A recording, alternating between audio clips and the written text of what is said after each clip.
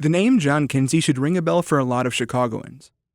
His name can be seen all over the city, from a bridge to a street, and even a couple of restaurants have his name. He is often called the father of Chicago, one of the first permanent residents and an Indian trader who was integral to the foundation of Chicago as we know it. While Chicago seems to revere his name and herald him as a hero, Kinzie is in fact the man at the center of the scandal that we are about to uncover. Along the bridge on Michigan Avenue, there are some statues depicting the Fort Dearborn Massacre. Built in 1803, Fort Dearborn was the first real investment into federal land by Washington. But during the War of 1812, natives burnt the fort to the ground, and with it, the story of Chicago's first scandal, a story of bribery, corruption, and murder. Kinzie was the second child of Anne Halliburton. His biological father died during his infancy, so he was raised by his stepfather William Forsyth. Forsyth was a major in the British Army and came from a very wealthy and highly connected trading family. They stayed in New York during Kinzie's early childhood, but moved to a British-occupied Detroit in 1770. In Detroit, Kinzie began learning the ins and outs of the trading business. He also doubled as an apprentice to a silversmith. He spent his early 20s as a silversmith in modern-day Fort Wayne, Indiana. But after a divorce, he traveled back to Detroit, where he established himself as a full-time Indian trader. He teamed up with his stepbrother Thomas Forsyth, and the two grew massive wealth by setting up trading posts along Lake Michigan.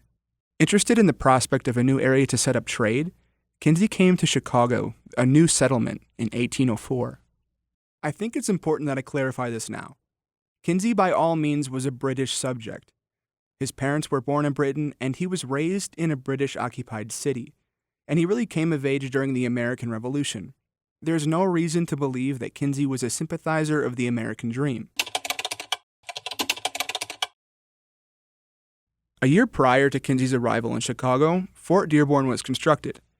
The Chicago area was prone to Indian aggression, so in Washington's first real investment into federal land, Henry Dearborn commissioned the fort be built to serve as Chicago's protection.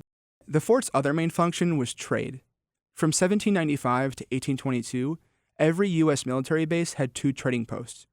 The first trading post was called the Factory, and it traded European-style goods at cost for fur pelts from the native tribes. The objective wasn't for profit, but more to keep pelts away from the British and to establish a friendship with the natives. The factory system completely failed. The factories were only allowed to trade items that were congressionally approved, so private traders like Kinzie were better funded and had higher quality goods. The other trading post was run by the sutler, a local shopkeeper who got the exclusive rights to sell to the garrison for whatever cost they wanted. During his time in Chicago, Kinzie had become somewhat of a civilian leader. He was well established and charismatic, not just to other settlers, but he did exceptionally well in trading with the local tribes. Kinzie had built up a certain celebrity to him for making things better. Despite his status among the other settlers, Kinzie and the fort's commander didn't get along. The commander didn't approve of what Kinzie was trading to the Indians. Kinzie was a smart businessman, corrupt, but smart. He knew the Indians didn't have a way of making alcohol or getting guns, so that's what he traded. What Kinzie gave the Indians often was at odds with what a military base would like potential threats to have: weapons.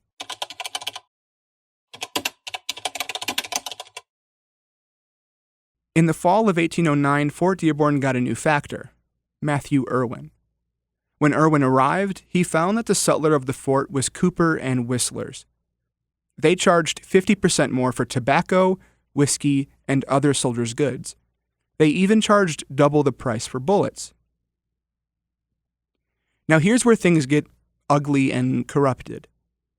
The Cooper of the trading post was Dr. John Cooper, the fort's doctor.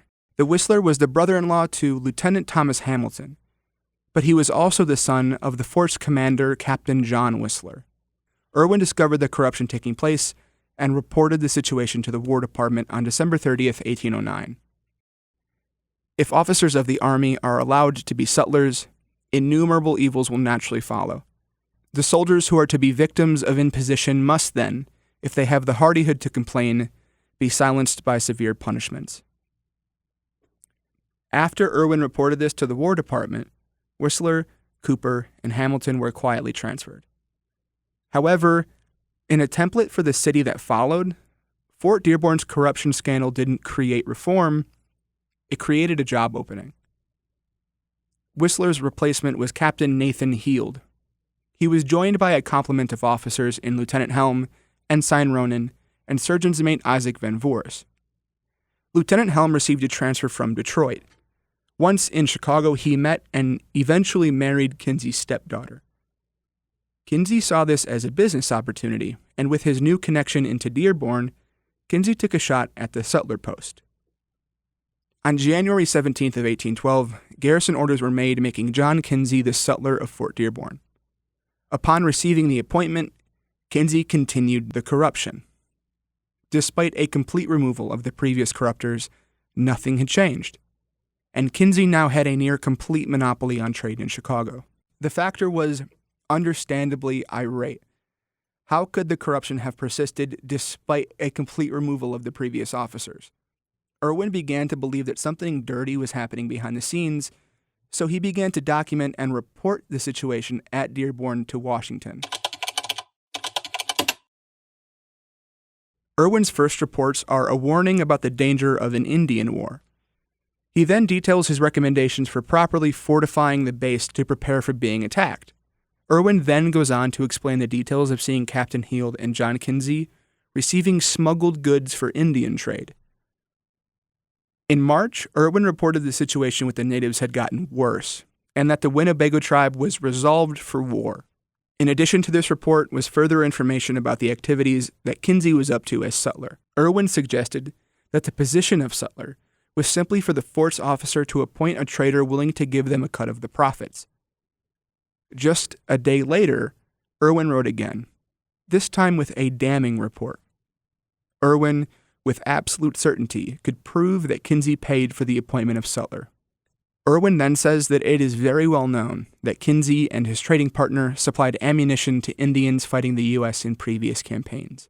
The relationship the U.S. had with the natives at this point was grim.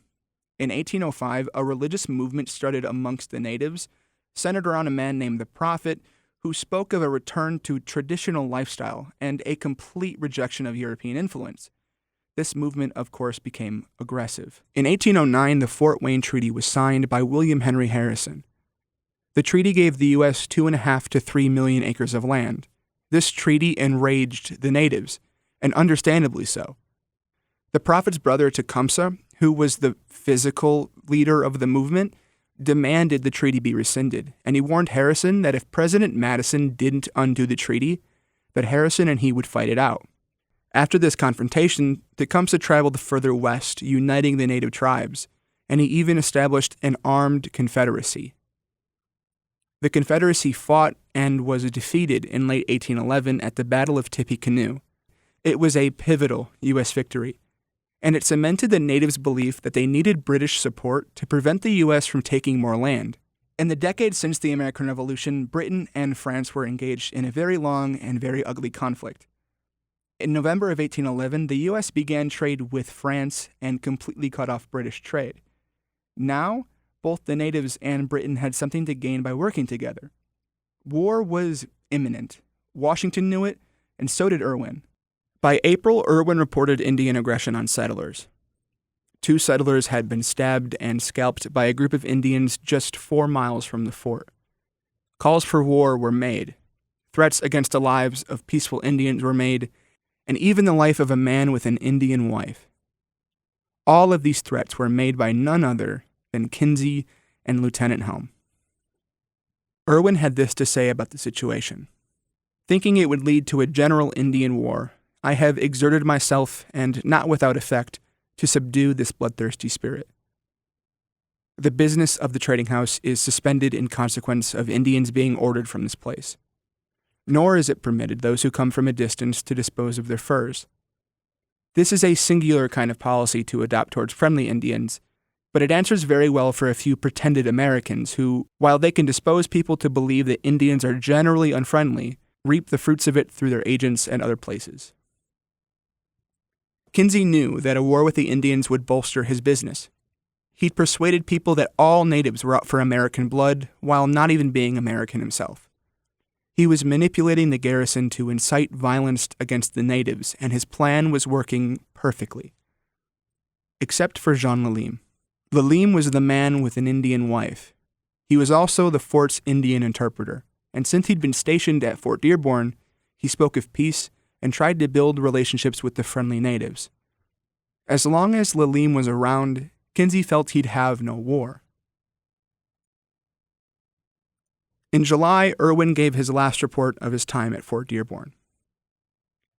"I have had the honor to communicate to you, sir, the murder of Mr. Lalim, the Indian interpreter by John Kinzie. The murder took place about 6 o'clock in the evening of the 17th.